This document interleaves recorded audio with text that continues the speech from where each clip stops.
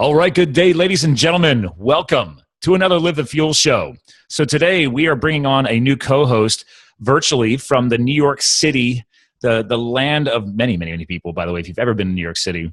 And this gentleman I met last year. I've already got him on the YouTube feed. So again, for our newer listeners, we're now not just podcasting, we're also trying to bring more content to the YouTube world as well. So you guys can also actually watch us chatting.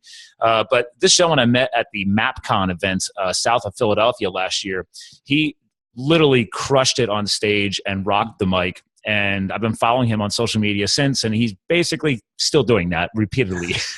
And this gentleman even actually had a recent adventure edition involving Rutgers University. So I'm sure we're going to talk about this and what's going on with Rutgers and everything he's got his mission going. So without further ado, this gentleman goes by the name Teo Rockson, his brand UID Management, and you can find him by his name or that business name. But hey, Teo, welcome to the show, man.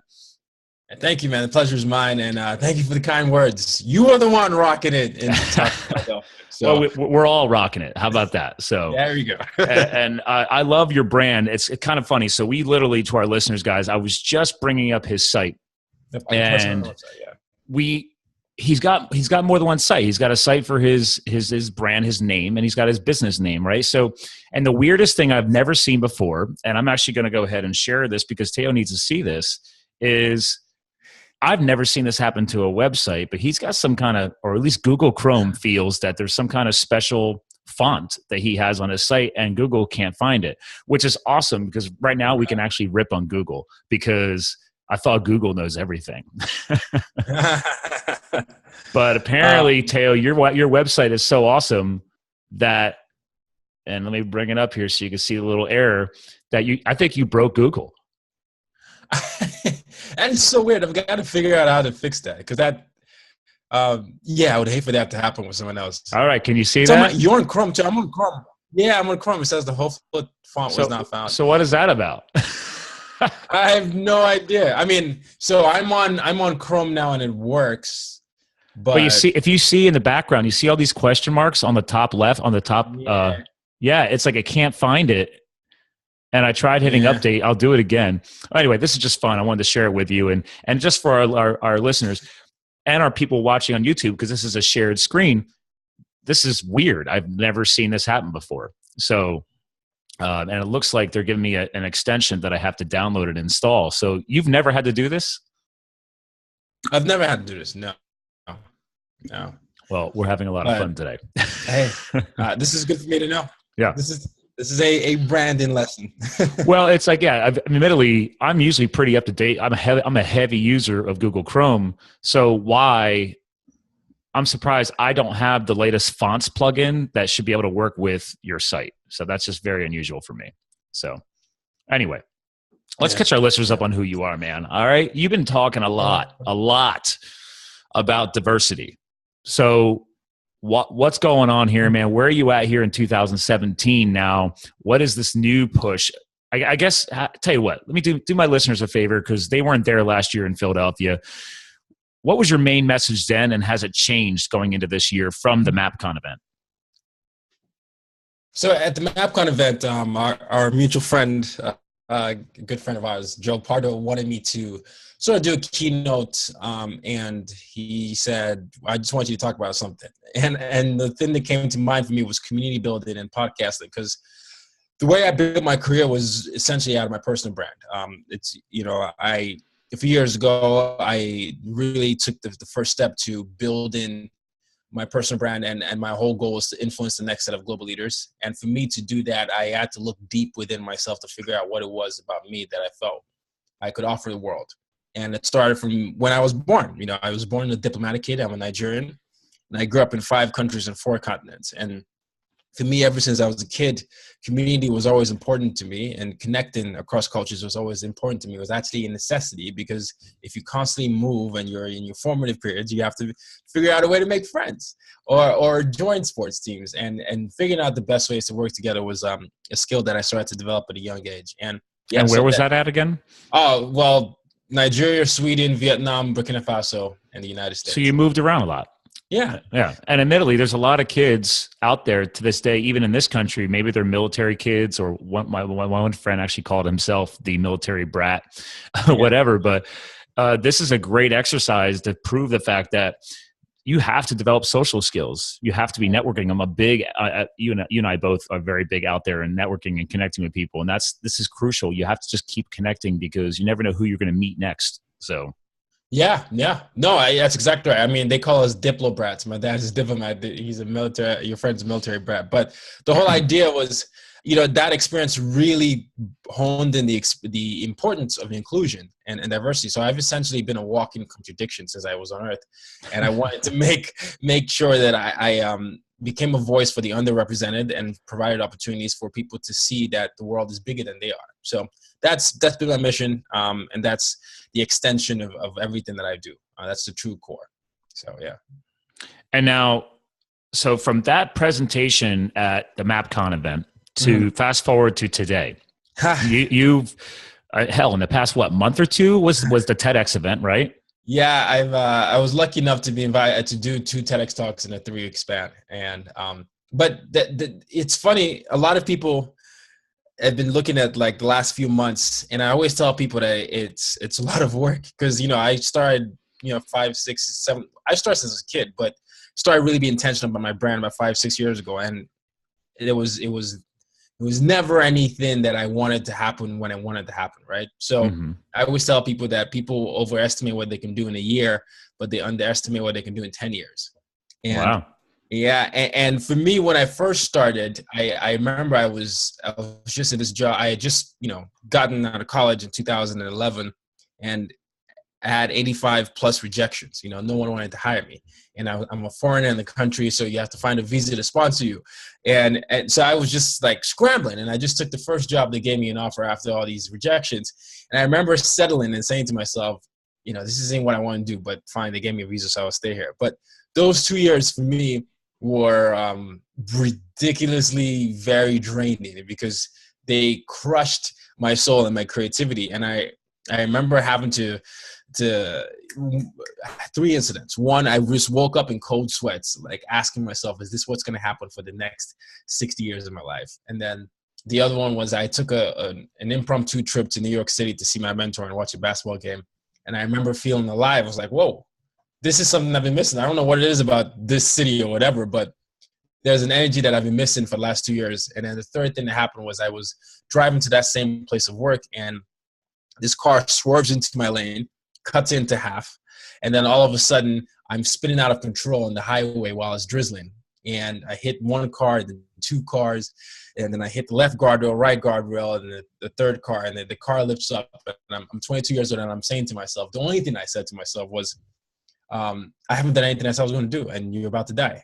So, wow. So that was my big wake-up call. And for me, I became super intentional about the brand, and I didn't know what I would be. I didn't know what my story would be, but I started documenting my story. So I created this website at rockson.com. And I started just blogging. Initially it was just all the lessons I learned from my personal business life. So it could be about LeBron James one day because LeBron's my favorite athlete, or it could be about anything I did. And I would just keep consistently writing. And then when I moved to New York City, I was like, I always wanted to get in the media, but the traditional media people aren't calling me. So I'm just going to create my own media platform. And I launched the podcast.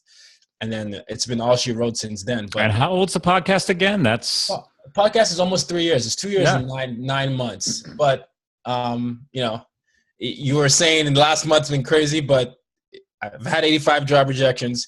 All the MBA programs I applied to said no, but to, and then the one I got into conditionally accepted me. The TEDx talks were after 2 years of trying and over 15 rejections. So I've been fired twice since I've been in New York City. I've been broke. So it's not like, I always like to make sure people know that you have to put in the work. It's not like anything will come if you do that, but it's pushing through those hard times. You were saying something to me before we started. You said that if you're not stepping out of your comfort zone, you're not living life. Challenges. Your challenges. So those challenges were what actually shaped me. So, yeah.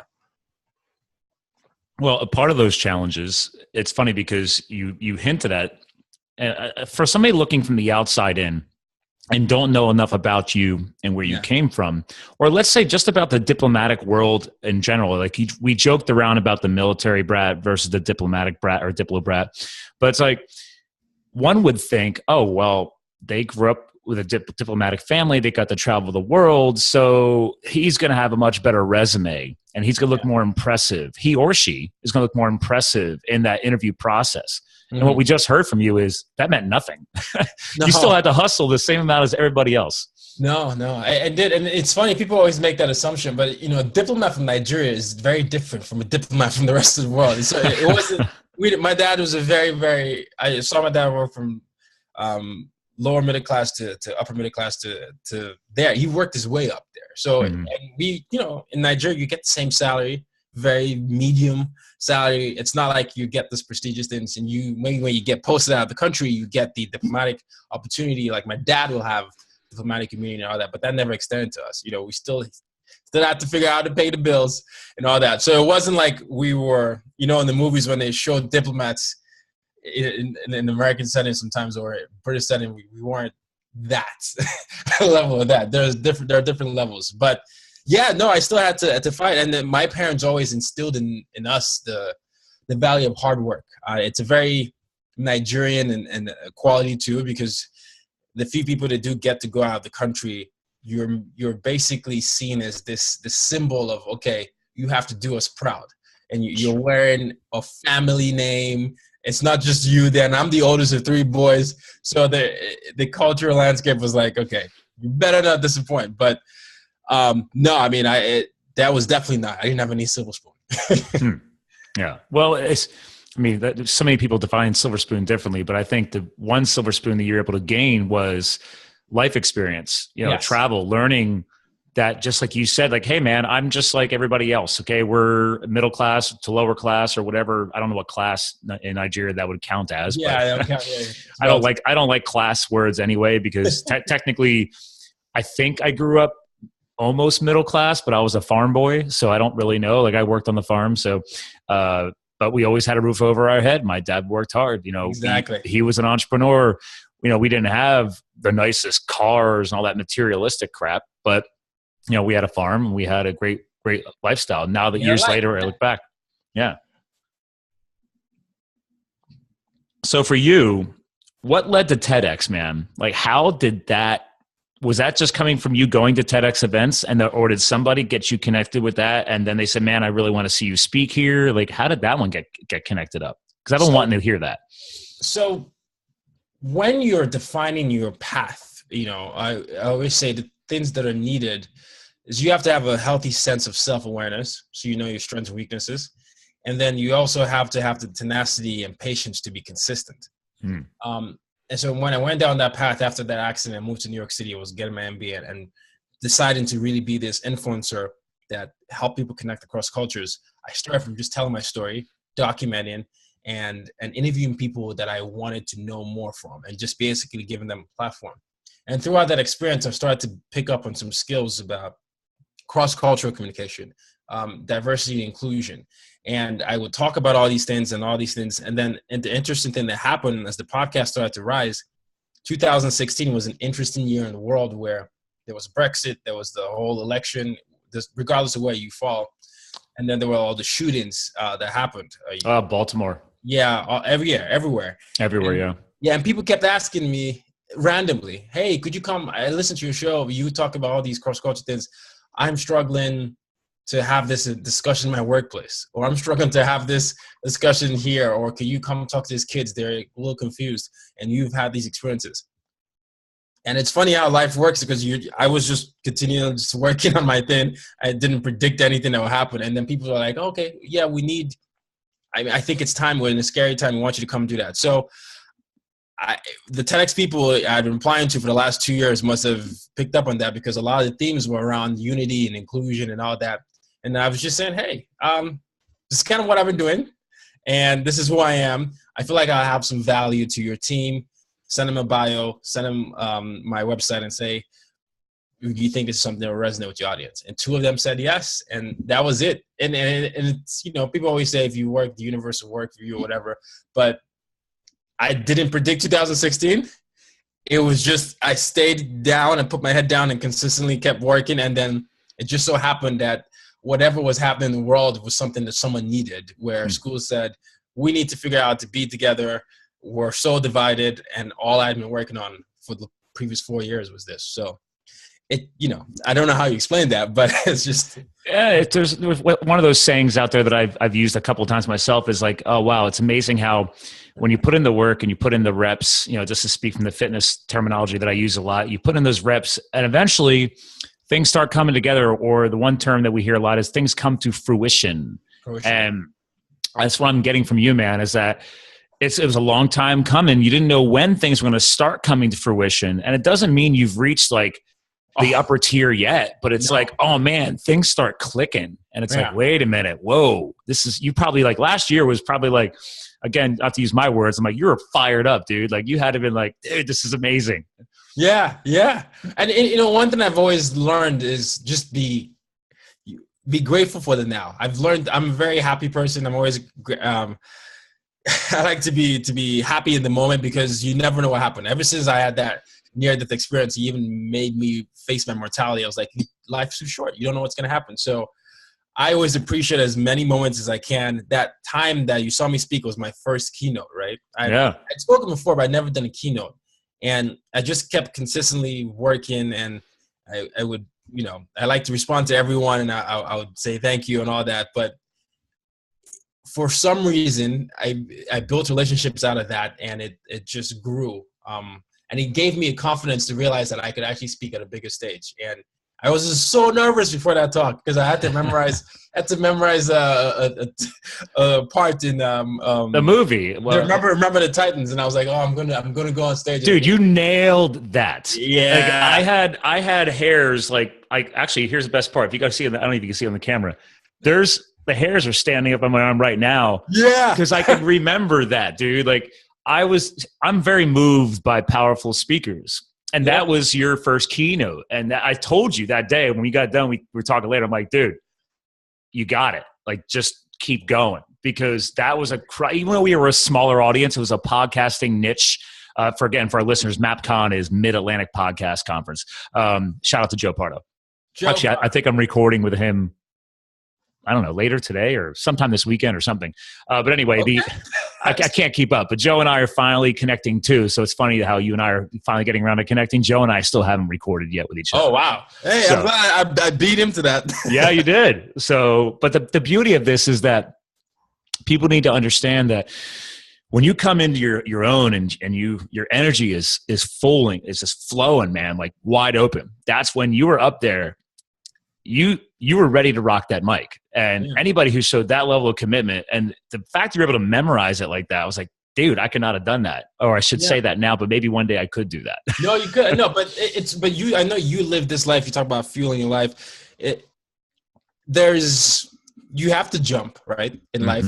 There's a lot of people there. It's like the monkey bars. They're holding one hand forward and one hand back instead of taking that leap where the two hands are free for that moment, and they just have to believe they'll get there. Yeah.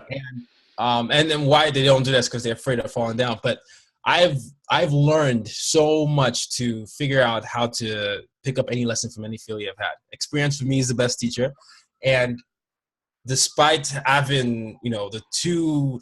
Getting fired twice, or not being an American, or 85 job rejections, or being broke in the city, and I look at my life, or having a near-death experience, I'm like, if I've survived all that, who am I to complain? Yeah. I'm alive, right? That's the first thing that I always say. I'm alive, and I'm grateful for another day, and this is a chance for me to live it to the fullest. Yes. And you have two choices: half full, half empty, and I feel like if you're alive, you have no excuse not to be an optimist. Because I love the fact that you threw that term in there of you just have to live it to the fullest, because that piece of that phrase comes from a term from Ernest Hemingway, which is live life to the fullest. Yeah. And that terminology is from obviously Ernest Hemingway days, so way back. And that is one of the inspiring quotes that helped me build Live the Fuel, which stands for Live the Fired Up Epic Life. But I didn't want to fully play on his quote, but I had been using his quote for years when I had left I'd grown up from farming, chased the corporate dreams, then realized hated the corporate dreams, went back to school for a degree in marketing and psychology on nights and weekends as a hustler in late 20s something. And because I'm the first person in my family to have a college education. But admittedly, I don't necessarily need or use all of that today, because as an entrepreneur, you realize that you got a lot to learn. That's true. College does not prepare you to be an entrepreneur. They teach you to be a really good employee, though. But that's a whole different podcast. But the piece of this was, and it's funny because after I did that degree, early 30s, and you and I talked about this out in Philly, I said, you know what? Before I get sucked back into a company, I'm going to take a risk and an adventure. And I took 2 years and served in the federal government doing wildland firefighting. So I was hiking in the mountains all over Western US and fighting wildfires. And it's funny that we're talking about this today, because today is like Thursday and people do those throwback Thursday posts. Yeah. And I saw one of my old firefighting crew brothers click like on Facebook. It came up as a notification to one of my other crew buddies' compilation videos of all the crazy firefighting stuff we did in 2011.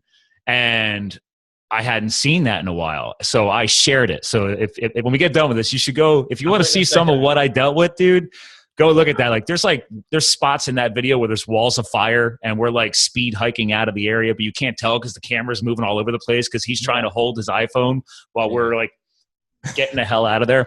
But you see massive helicopters coming in and doing airdrops of fire retardant and water and everything else to try and slow the fire down while we're out there. And, we were just a bunch of chainsaw wielding, digging in the dirt firefighters. So, and that's where the fired up piece came from and Live the Fuel. But the beauty of that is you were talking about how you struggled with jobs and rejection. So when I finished the firefighting and I realized I didn't want to do this the rest of my life, I'm going to chalk it up to the life adventures. So I moved to Colorado because I always wanted to live in Colorado. And I'm like, all right, man, I had a solid resume before firefighting, proof that I could work my way up in companies. I've got my degree, right? I made sure that I finished that degree because I'm supposed to, before I did the firefighting. And now I've got some, I got a pretty cool thing to talk about in an interview, like risking my life and all this other stuff. So, and I found a spreadsheet. That year living in Colorado, I applied to over 200 jobs and didn't get one. Wow. Yo. So I was like, it got to the point where I just didn't care. I just started applying to jobs, man. I probably have 30 different versions of templated resumes on file on my hard drive somewhere. I mean, it was just ridiculous. I literally started teaching other people how to write resumes because I got so good at it. We have my buddies and stuff.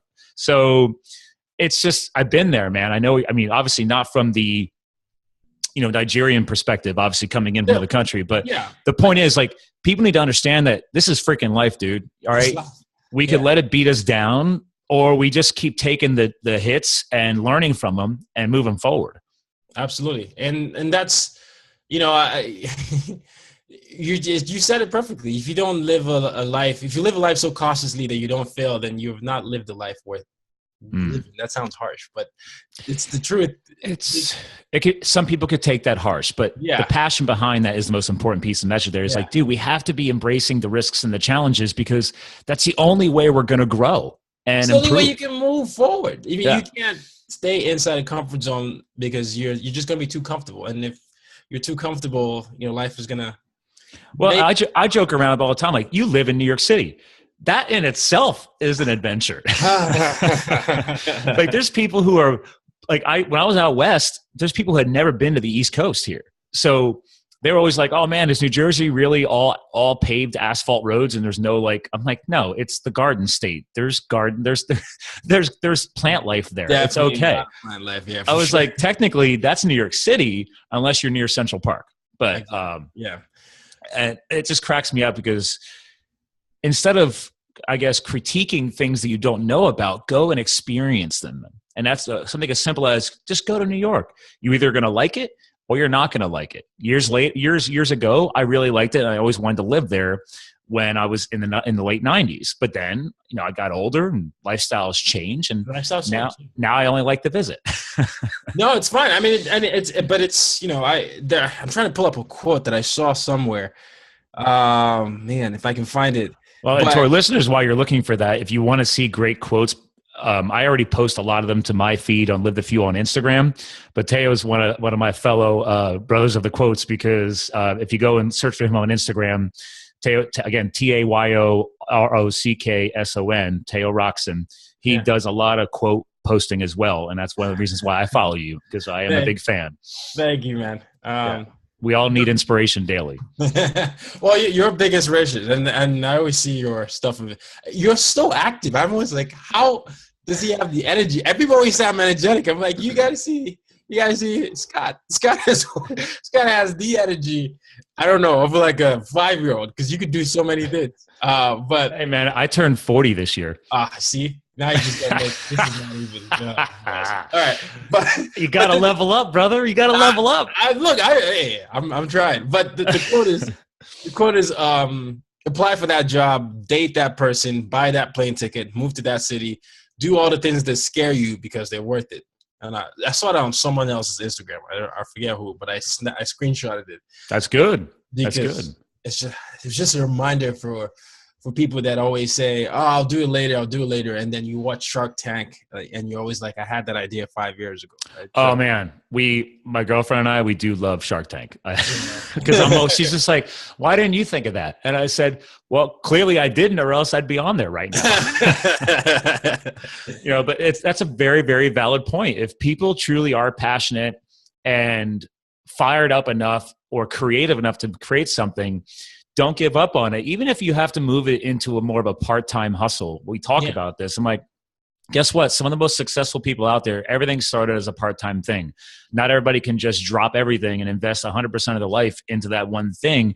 You still got to put a roof over your head. You still have to put food in your belly. Or if you're a family, you have to put food in your family's bellies. So it doesn't mean you completely give up on your goals and your aspirations. Like, just at least put in like an hour a week or something working on that side project, because even if it then turns into a 10-year lifespan, you'll still achieve it in 10 years versus never. Absolutely. And that's so key. And, I'm glad that you have this platform to remind people about that. And I think people just need inspiration, and it's as simple as that. Sometimes people just need a reason and a purpose, and then that's enough for them to fight for. So was that part of your big TEDx talk as well, or was it mostly heavily on diversity? The first one was how to be an inclusive leader. I think it's so important for us right now. I spent the first 9 years of my life in a military dictatorship. Mm-hmm. So I saw that's a story I haven't even shared. Yeah, I saw exactly what it was like to have your civil liberties taken away from you, to have opportunities depend on where you're from and stuff like that. Wow. So growing up and all that, and moving all around, I was sharing stories around that. And the second talk was the art of diplomacy. And that's basically around, understanding the differences around you and finding the commonalities that exist within them. And so, it had a lot of leadership and inclusionary aspects of that, but sprinkled in between was the whole idea of action. It's not being reactive, being proactive, pursuing things, going and creating your personal board of directors, surrounding yourself with people that are purposely different from you, asking questions, being that learner, being, not the smartest person in your room. So there were elements of just adopting and seeking mastery. I think a lot of people are dabblers, but I think, seeking mastery into certain things so that you know who you are, and just continue to develop that. Wow. Man, I wish I was there for that one. The video will be out soon. All right. I was going to say, is there a timeline on that, or is that your own video, or is that their video? No, it's their video, but that it depends on whenever they get the editing. Okay. Yeah. I see. Admittedly, we have our own local chapter here in Allentown, because we're only like an hour from the city, by the way, maybe an hour and a half with traffic. Yeah. But it's I think they call it the Lehigh River TEDx or the River TEDx or something, because we have a big river that runs through here. And but anyway, I still have, every time they have an event, I'm usually out of town, and it's really frustrating. I was gonna say, why don't you just go apply to speak? Well, I guess I could just apply. That's true. All right, well, see, there you go. I have not. I see. There you go. I'm guilty of it too. We all have our weaknesses. I have not applied to speak. So, oh my gosh, Scott, you're a prime candidate. You've had experiences upon experiences. Okay. The firefighting, everything. Well, I've never been to a TEDx event, so I don't know what to, expect of what they want. So I'm guessing it's basically about being unique and different, right? Yeah. And I think each TEDx has a theme. And even if they, you just look at what I did, this is for anyone listening who wants to go to TEDx. Yes, teach us. I don't know if my way is the best. So I basically I had a goal that I wanted to speak at TEDx before I was 30, or TED at TEDx before I was 30. And I went to TEDx.com. I was like, okay, I'm going to look at all the TEDx events within my environment, because they have a map of every TEDx that's happening in the world. And I just looked 3 months out, and the ones in New York City, I clicked on the website, found the organizers' names. Sometimes they have their email addresses there. So I either added them on LinkedIn or went to the website and found their email address. And I just sent each and every one of them an email saying, this is who I am. This is what I've done. And I would like to speak on this. Didn't get a response from everyone, but people that responded would say, okay, apply here, or great, submit here, send a video, or great, want to have you. Finally, when those people said that. So, but I just was intensely doing that every year for the last 2 years. Find. And after about 16, 17, 2 said yes. So, but that's part of what you always do, though. It's right. You create, okay, you want to get something, you create an opportunity. We live in a digital world. Google is your friend. So fine, I know there's an opportunity. I'm going to pitch myself. They don't know who I am until I tell them who I am. So I'm going to make them know who I am. And admittedly, I'm not afraid of the stage. I used to be. Surprised you didn't apply. That's it. Rip on me, man. Do it. I need this, because the funny thing was, I've always been wondering, what would be cool one day to maybe do some, paid speaking, public speaking, adding that into my repertoire.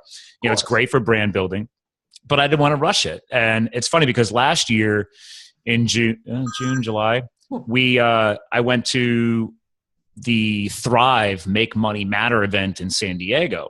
And that's something you got to go to, man. Like, as a fellow hustling entrepreneur, and this year it's going to be in Vegas. So, but last year we had famous people like the famous author of Chicken Soup for the Soul, Jack Canfield, spoke at our event. Like, I was like, what? Like that right there got me to go there, because I read his books years ago when I was first getting into self-development and trying to find my path. Yeah. So dude, you got somebody like Jack Canfield speaking there. I'm like, I'm in. And this is last year was their only second year event ever doing it. So this year is only the third year doing it. But the organizer said, listen, man, he's like, I wanted to create an event that brought together world-class speakers, more speakers than any other event out there right now. That's part of his niche. He wants to have a ton of speakers and a ton of people presenting. And then, people from all different walks of life can come here, usually on the entrepreneurial minded thing, because that's how we're all hustling like that. But there was people from the real estate world, the network marketing world, other public speakers, just entrepreneurs in general. So it was a complete conundrum and just mix of all different personality types there. And it was crazy, man. Like, there's one gentleman in the audience. He was running his own Pencils of Promise campaign. I'm sure you're familiar with them. Yeah. And the first year event, he tried getting it off the ground and didn't raise enough to build his first school. He was trying to build a school with that. And so then last year's event, I'm very big on charity. And one of the biggest messages that we took out of Make Money Matter from the Thrive event was align yourself with something of a higher purpose, a charity or donations, whatever, as a business. And they said, listen, every single time is if you stop chasing the money and you align yourself with something of purpose or an organization or other organizations and charity, and you build that into your marketing and your business structure, and that's how you start running your company, you will always grow. You will always succeed. There will be no limits, because now it's not just a matter of chasing the dollar. Well, anyway, at the end of the event, we lifted, I forget exactly his condition, but he's been in a wheelchair most of his life. And so he lifted him up on stage, and Cole Hatter basically said, all right, guys, we're going to help him build his school. So right now he's like, everybody hop onto your iPhones and everything else. And he's like, even if it's only $1, let's donate. And he said, I think he needed to raise like another 15 grand or something ridiculous yet. And he said, listen, he's like, if we don't get there, whatever is missing, I will cover it. Wow. So I'm sitting there and I'm hitting refresh on my iPhone, like watching the math just ding, ding, ding, ding, ding, through his page. And they said, okay, we'll be back in 10 minutes to let you know where we ended up. I already knew, dude, within 4 minutes, we had crushed his fundraising goal. And I'm showing it to people around me. I'm like, dude, that's the power of real life crowdfunding live, like in an event. Like I was just so inspired by that. And it was powerful. So yeah, I wanted to share that with you because I could tell you'd appreciate something like that. Oh my goodness. So, I love stuff like that. He's building the school. I think he's going to be building it in Uganda. Wow. I can't remember where, but I think it might be Uganda, but he's going to call it the Thrive Academy off of that event because he was so inspired by that. But that's what I'm talking about, man. Like we have all these cool, like you said, Google earlier, but like these cool technologies, these websites, these platforms now, they can make things like having something with purpose. Fine, use a platform, use a system like Pencils of Promise, for example. That's a great system. They've gone viral, man. Everybody's got pages with those guys now. Yeah, no, I mean, it's we first of all, as humans, we have the blueprint of everything from past people, past leaders, past greats. But we also have the platforms now to enhance things. If you want a TV show, you have a YouTube. You're doing this on YouTube. If you want a radio show, a podcast. If you want to be a writer, you can start your own blog. We have the platforms, and we just need to tap into that community, which is what I was speaking on at NavCon, and really just believe in ourselves more than we do. I think sometimes we wait on confirmation for people. We have an imaginary sense of when our timing should be. And sometimes we use that to cripple us and say, I'm not ready. But I've started doing things that scare me the most. Like having that keynote was scary for me, but it's not the timeline anyone else had for me, right? People were like, you need to build your brand a little bit more. But I was like, no, I'm going to do it. And I remember when I got the call and he said to me, and I had something that week, and I was like, I'll do it. He just said to me, and I was like, fine, yes, whatever, I'll do it. I'll do the keynote. Speak for that long. I've never done it. And I had to come up with something within like a 4-week span. I was like, this is enough of a challenge for me, and I know I should do it, and I know I'm meant for this. So I'll use this opportunity to really put my passion in and just go. But that's just what life is. You just got to grab it by the horns and just go. That's literally how I got this show started too. Like when I created Live the Fuel, it was just really a channel for motivation and inspiration. I would throw out an occasional YouTube video. I was really doing heavy posting on the Facebook page and the Instagram page just with quotes, right? Because you and I are both quotes guys. That was 2-3 years ago. Yeah. And then, being all of a sudden, like I needed to amplify. I've always been a self-development guy, and I started traveling more for one of my clients. So I said, all right, well, I'm in the car a lot. So let's turn the car into a mobile university. So I set up my Audible account and then obviously started crushing podcasting. So 3 years now, I only listen to the FM radio when my girlfriend's in the car. Like she's like, no, I want to listen to music. I'm not listening to one of your podcasts or whatever. So I was like, all right, fine. So she helps create some life balance. But man, when I'm on the road, like I'll be heading to New Jersey this afternoon for a training event tonight for one of my clients. I was like, well, dude, that whole drive, I'll be listening to probably somebody's podcast or one of my many Audible books. Yeah. So consume. That's the point. And then eventually you reach a point like you were hinting at where you need to start generating your own content. And finally I got to that point where I was like, dude, I've been consuming podcasting for so long. I pretty much know what I got to do. Why don't I just get my own voice out there and attract my own following and my own people who align themselves with, like I do, on the value of health and fitness and lifestyle, living life to the fullest, for example. And that's why like MapCon was my first ever podcast event that I ever went to when I met you. And I had just launched the show. Like I had 3 shows in the tank and launched with that. So it was a lot happening in September. So look at you now. I mean, I don't know if you get this experience. Sometimes it might look like you're more successful than you feel like you are, but maybe it's because of stuff you post on Facebook and people are always like, dude, you're killing it, Scott. You're destroying, you're killing it.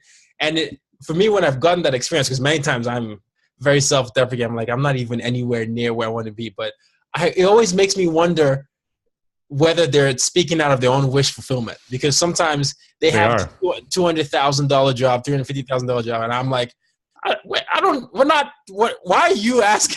Yeah. In my mind, I don't say it to them, but they're like, how do you do this? I really want to do this. I hate my job, but I can't leave. I can't do that. And they always ask me for these type of things. And I'm wondering to myself, how many people in the world actually feel that way, where they're not experiencing fulfillment, but to the outside world, they are successful. So I always tell people not to compare themselves, because everybody's journey is different. You're bringing up a valuable point, man, because a lot of that type of thought process does exist. Yeah. And we've all been there ourselves, maybe a little bit, right? Like sometimes it takes a little, I'm going to use the word jealousy. Sometimes it takes maybe a little jealousy, or just, I'll flip that and say, maybe I'll call it confusion, right? Because someone's like, man, how are they doing that? So maybe it's not necessarily jealousy, but it's like intrigue. And it's like, why can they do it and why haven't I done it? Or why am I not doing it? And then it becomes a guilt trip and everything else. Like, no, this is what we're trying to tell our listeners right now. You and I are both on the same page here. It's like, guys, like, just start putting in the reps, man. Like, just start taking action on something. Even if it's not going to be successful down the road, at least you took action today, and you start getting over those little hurdles and those little speed bumps, and you build some momentum. And let's say that initial idea didn't work, but at least you learned something from that. Yeah. And deep down, you learn that you can actually make yourself do things that you're not comfortable doing. And that builds confidence. That builds success, because that's a trait that can't really be taught. You and I can't necessarily teach that. We could talk about it, but the individual has to start manifesting that themselves. And they have to start putting in that experience and learning from that internally from taking those steps. Absolutely. You got to push yourself out. And even the biggest performers still have butterflies in their stomach before they get on stage. But the difference with us is that they channel that nervous energy into the greatest performances of their life. Yeah. Because let's be real. You're on TEDx. You know darn well you were nervous. Oh, are you kidding me? I was nervous. I have a very confident appearance, and I like to talk to a lot of people.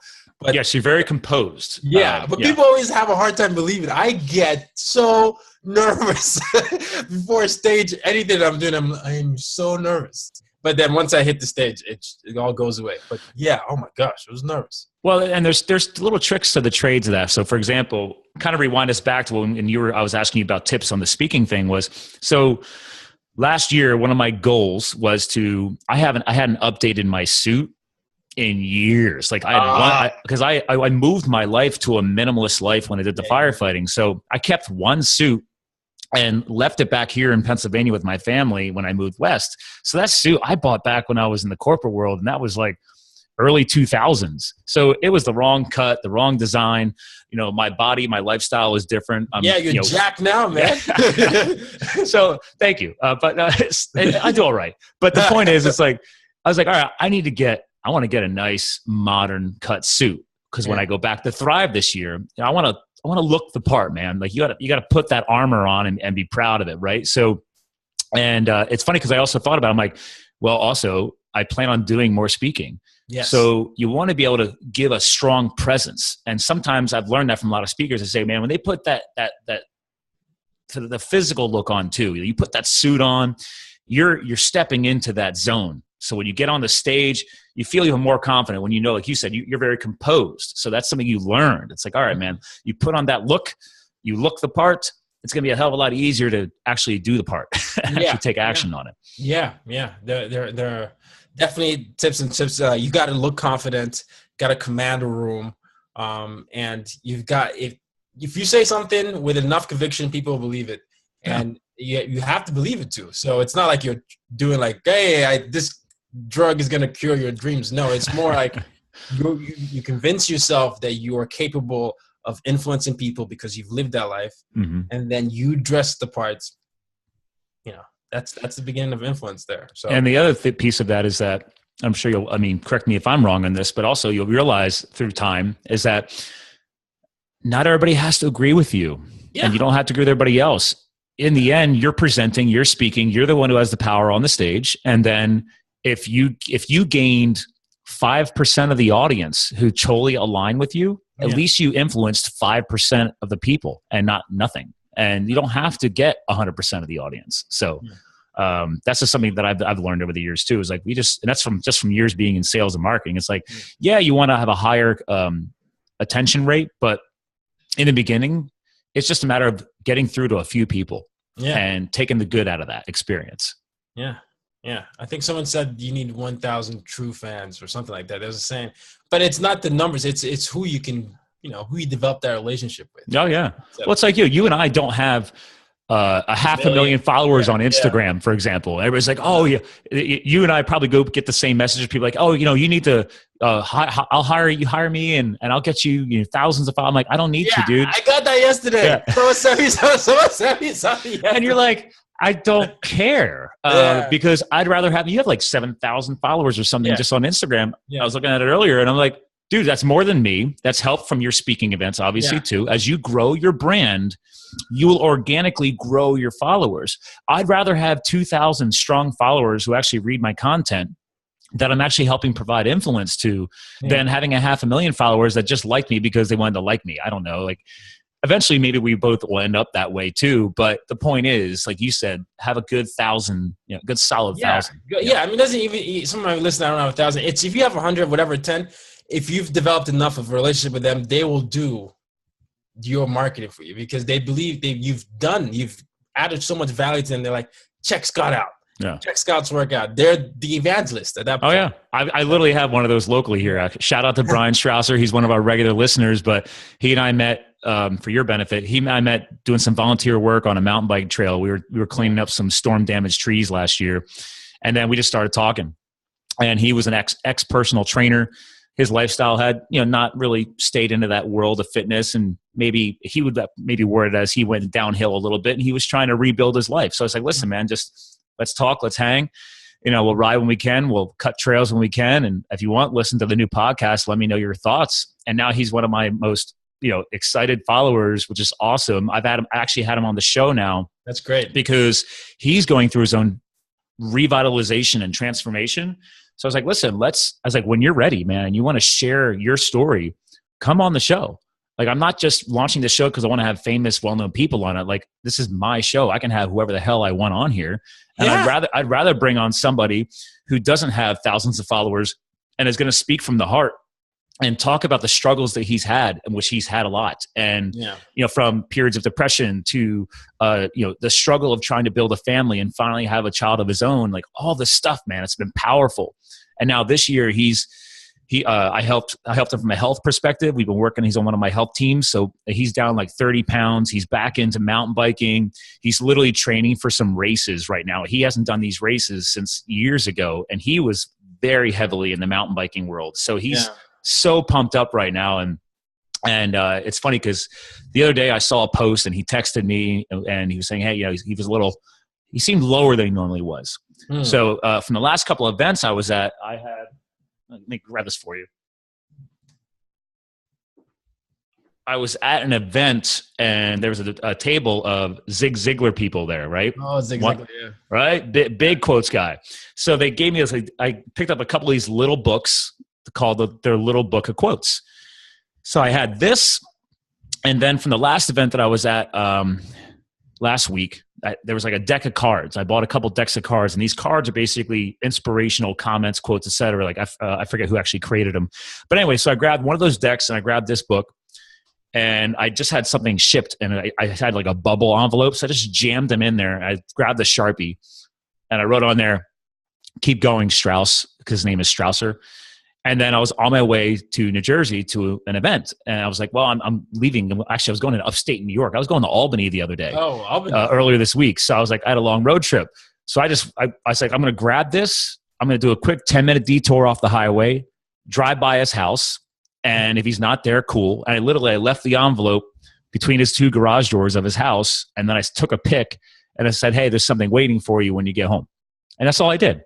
I didn't want anything else out of that. Next thing you know, he took a photo of it. He posted everything on Facebook. He's like, he had a very inspirational comment tied to it. And he said, you have no idea how much that meant, like just having that random thought. And immediately I didn't really think about it. I just followed my heart. I was like, this guy sounds like he's hurting this week. I was like, I got these tools and I know he's going to love them. because he and I have been building that relationship over this past year through the podcast and everything. So I was like, hey, if I can give him a couple of these little, $5 thingies, then great. Sure.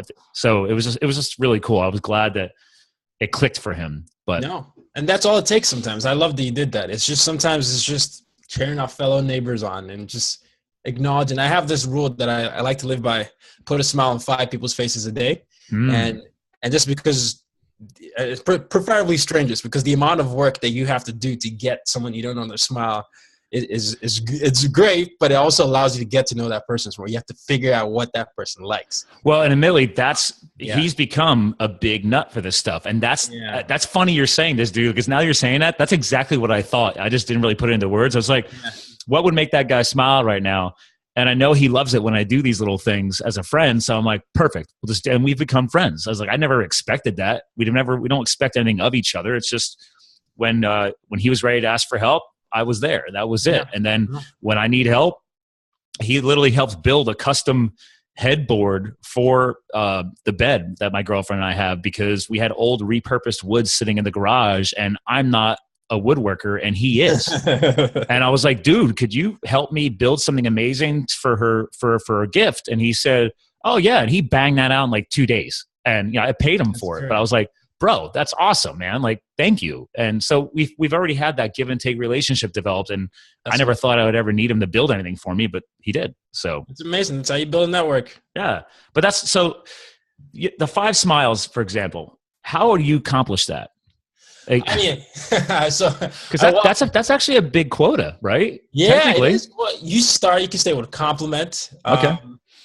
You sometimes you just, if you're in the subway, I'm in the subway a lot.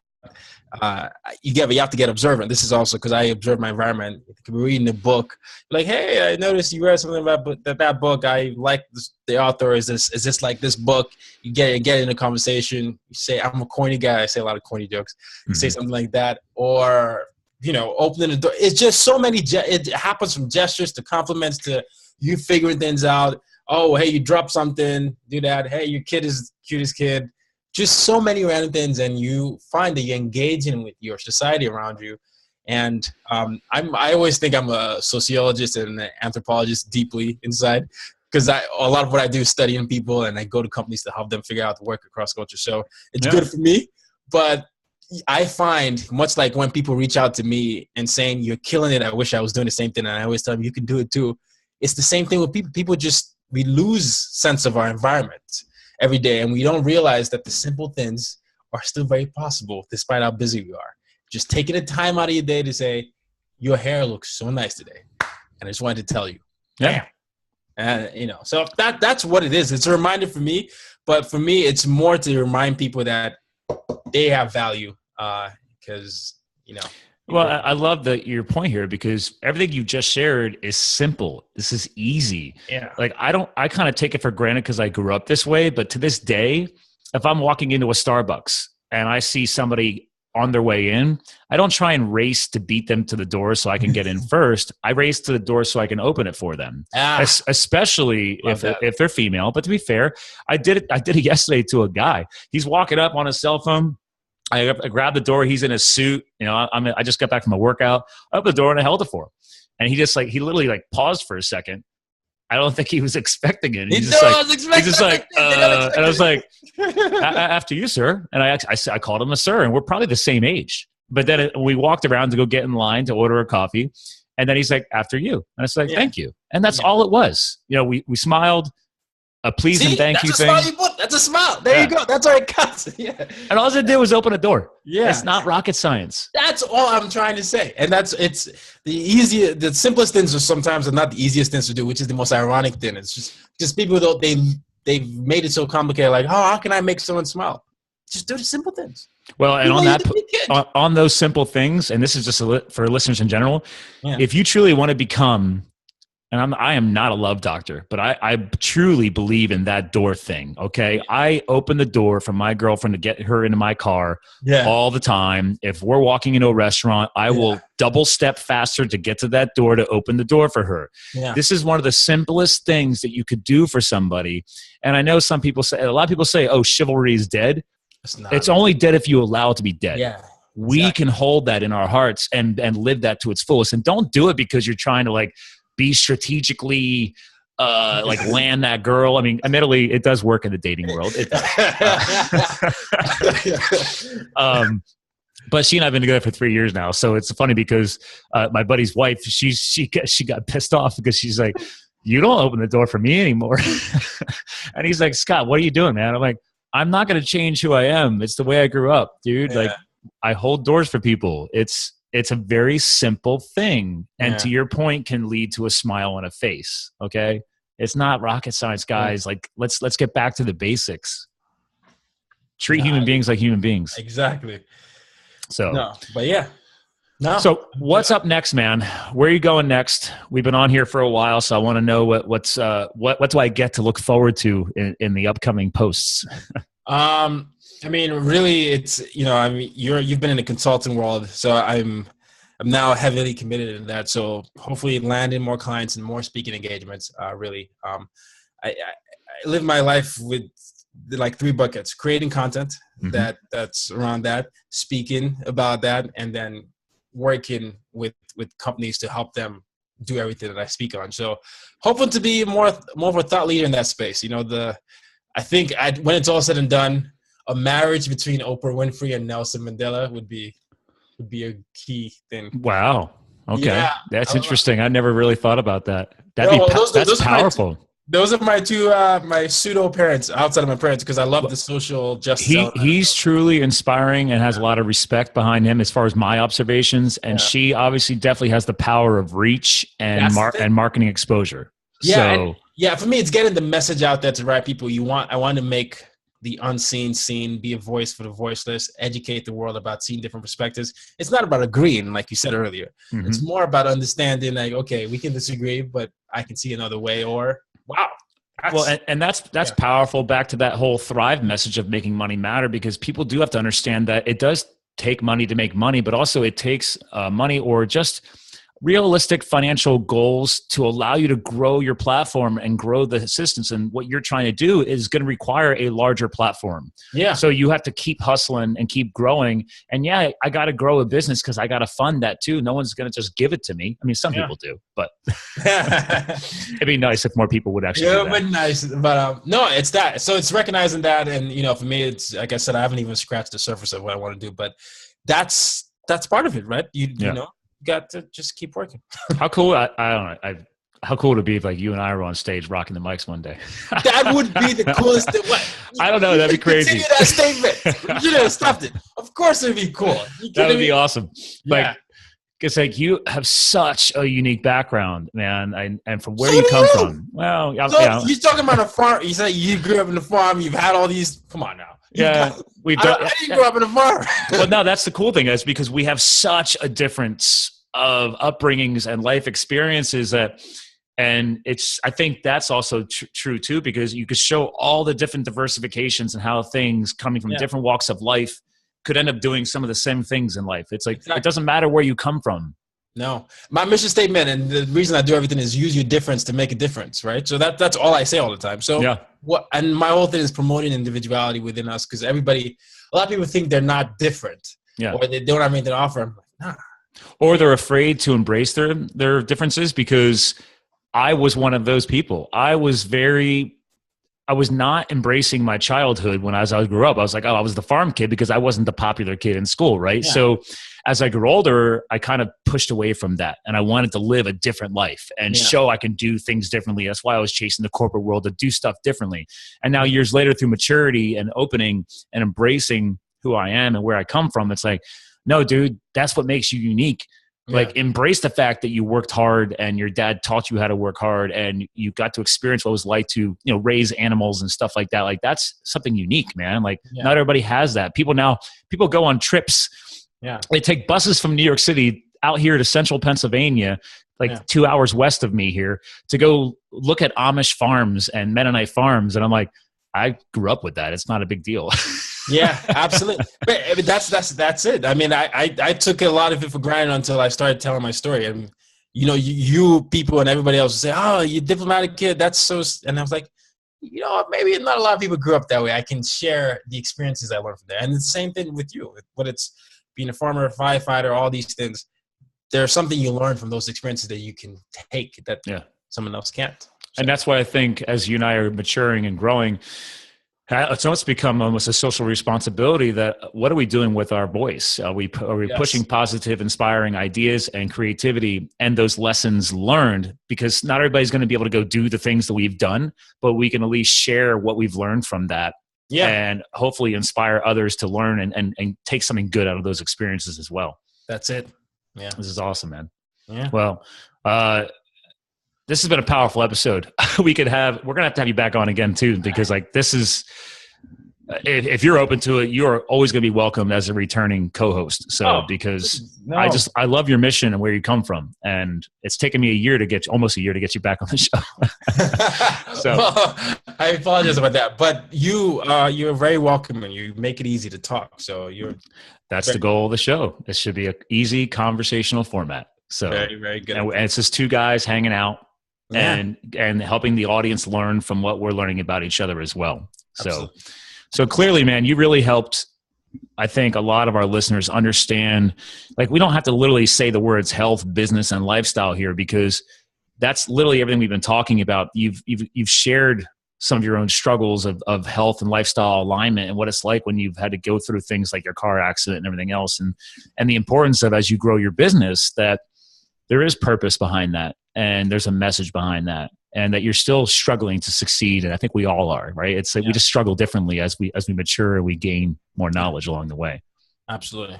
So something I do for our audience is I want my co-hosts to have the final word of the show, because we talk a lot of content. I'm going to have, show notes and everything else on the website, but sometimes people will forget half of the content that happened today. So I want to make sure that, because psychologically, a lot of times in a conversation, a listener will hear the first thing they said and the last thing they said. So what is a message that you're trying to put out there that if they forget everything else you talked about on today's show, hey man, this is Teo. This is what's going on. So this is my current Facebook post. There are 20 life teaching lessons. I'm only going to share 2 or 3. Nice. But, so take risks in your life. If you win, you can lead. If you lose, you can guide. People are not what they say, but what they do. So judge them not for their words, but from their actions. And then the last thing is take whatever you can from life, because when life starts taking from you, it takes even your last breath. So, yeah. Wow. So that is all. I say all that to say, you have the power to start. Don't let any outside force tell you that you can't start or you can't do anything, because you are in control of that. And even if you fail, you still learn something, and that's better than not starting in the first place. That's powerful, man. All right. Well, to our listeners, and hang on a line, Teo. I want to give you a proper goodbye off the air, but to our listeners, man, that's Teo Rockson. Okay. Go to teorockson.com. Again, to your other site, which I, for some reason, cannot bring up properly. Again, that was UID Management, correct? Yeah. UIDmanagement.com. But if you go to teorockson.com, you always. It's all interlinked. Yeah. So again, guys, this is what we're all about. We're here to fuel your health, your business, your lifestyle. Teo is embodying all of that. He is creating some major change out there. Please follow him online. Hit him up on the Instagram, the Twitter, the Facebook, everything. It's all linked to his website at teorockson.com. And again, this is what we're all about, guys. We're here to live the fired up epic life together. Yes. We'll talk to you guys again soon. Yes. All right. So the podcast feeds, I record separately on a separate device. Then the YouTube stuff ends up having a little extra bonus content like this. So I hope you had fun today. I did. You kidding me? I didn't even realize an hour. This is 11:10. It was like, oh my goodness. I know, right? I was like, I should probably cut this off. I had no idea, but I didn't even realize. I was like, that's what I'm saying. It sometimes happens that way. Like I literally have put out shows. My one buddy was like 2 weeks ago. He's like, dude, was that a 90-minute episode? I was like, yeah, I totally lost track of where we were at. It was just, we were just going. And so I try and respect people's time. So I appreciate you making the time today. Anytime. Happy to help it. Like I said, you do a good job. Thank you. You do a great job. So yeah. And you're still rocking your podcast, right? So yeah. So the episode came out today in the morning, 6 a.m. Okay. That was the other thing I was doing today. Yeah. I've had a busy morning. Wow. Yeah, I literally have to do that today before I go to Jersey, because I got to prep my episode for tomorrow. So yeah, I release every Monday and Friday. So wow. How often are you releasing? Now I'm doing twice a week, so Yep. Tuesday and Thursdays. But at least I have at least one piece of content every week if I ever do that. So That's good. yeah. I'm always trying. I've only done 2, maybe 3 solo episodes. I've always had a co-host. You always had a co-host. Oh yeah, dude. I literally, I will tweet people. I don't care if you got 1 million followers. I will tweet you and say, I would love to have you on my show and get your message out there. That's part of that hustle. It's happening every day, man. As I come across people, I'm reaching out. I'm saying hi. Hey, so and so said we should connect. Blah blah blah. Eventually, people say yes. So it's true. And it's got to fit. It's got to fit the brand. It's got to fit the messaging. But that's why I chose these 3 domains of health, business, and lifestyle, because most people are struggling to understand or balance it. So it's not hard to talk about it, especially for somebody like yourself. Nah. I mean, you have to, I'm very, very open about all my struggles. So, cause I don't want anyone to have the wrong idea, I think. Well, also one thing, I'm the same way. I will tell anybody everything now. I just don't. And it's so freeing, dude. When you become completely transparent and you let it all out there, you have literally reached another tier of existence, because you're just, oh man, it's so freeing when you reach that point. Absolutely. Yeah. And it makes you even, the ironic thing is that it makes you even more relatable. It's just so funny when you're giving so much of yourself. It's like, people are like, wow. Yeah. I feel that too. I was not going to share that, but you shared. Now I'm going to share. So it's, it's one of those type of things. So, well, and with your show, is there anything that I can do to help you with your show? Sure. We've got because I always book, because I know how busy I was going to be. I always have like at least 1 to 2 months of content. Mm-hmm. Nice. Because I know like this past week or this month with all this talk, that there was no way I could have had time. So I always have that. But I have to have you on the show around June. Yeah. Okay. I thought about. I thought I was asking if you want me to like connect with anybody too, but oh no, I mean that'd be cool too. Dude, no, I gotta get you on the show. Okay. that would be the thing. We just gotta find the time, and then how do you normally do it? Do you still do stuff over Skype? Yeah, I know you're cool. You're cooler. No, hey. Zoom. You got the whole YouTube thing. Dude, Skype was pissing me off, man. I was not happy with, like, I would start hearing that electronic voice all the time. Like, it was. Still, you heard that? I had some weeks of that, and then but I mean, it only happened a little bit today. But I hear it a lot on Skype, and I just really upset with the performance. So, like, and actually, my hack for that is if you want maximum audio, make sure the video is shut off on both ends before you start your call. Okay. Michael O'Neill taught me that from the Solopreneur Hour, which was at MapCon. He's like, dude, if you start your call on Skype with video enabled, it dumps you into a different performance pipe. So if you can start from both ends. So now, like before I moved over to Zoom, when people would book on my scheduler on the website, you would get a response. And in the template, I remind people, please prepare to start your Skype call with the camera off. Because that way I can ensure the best possible audio feed that we could get out of it. And then even then, there was still problems once in a while. It's funny. Well, mine is not a video show, so maybe that's, but yeah. Well, mine wasn't until about 15 episodes ago. I just said, well, I have Zoom now, so why not click record and then just I just slap the content on YouTube. You're just pushing content. That's all it is. No, you just got to stay consistent. Yeah. I mean, in the end, the podcast comes first. But now it gives me duplicate content that I can get to the YouTube feed, because it's not one of my primary focuses, but then we're just pushing content, and it's going to help you, the co-host, as well, because now Google sees podcast content, it sees YouTube content. And then when this episode goes live, I blast it across all the social media channels so people can share it and all that. So there you go. My goal with the show is also to honor my co-hosts and do as much free marketing as I can on my channels. So that way I think it builds a better reputation. So that's one of my little niches that I care about. It's good. So, but So I am going to New York City this weekend. My girlfriend, one of her best friends from college, lives up in the city. And I don't know if she's, Upper East, Upper West. She lives in one of those. she lives in one of those Trump towers. So I don't know where. I don't know where it is, but apparently the girl lives in a Trump tower. Wait, like that's where she lives? Yeah. Dang, dude! I went to her wedding last year. How rich is she? The one side of her family is from South Africa. Yeah. So I don't know. I guess they're in the jewelry market. I guess. So apparently when you're in the jewelry market and you live in New York City and part of your family's from South Africa, there's a good financial feed there. I don't know. Wow. That's a significant financial feed. Sheesh. Yeah. If you would have went to the wedding, I didn't know where I was. I thought I was in another world. Like I was like, we figured out that we think the wedding cost probably at least $250,000.